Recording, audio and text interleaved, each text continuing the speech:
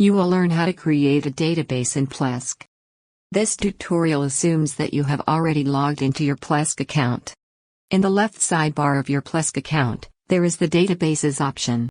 Click to go to the Databases interface and then click on the Add Database button.